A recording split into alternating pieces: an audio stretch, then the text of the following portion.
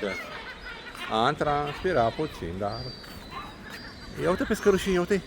Vedem că ăia sunt pui, că de mai, culoarea mai închisă, ia uite. Îi vezi? Câți are, mă?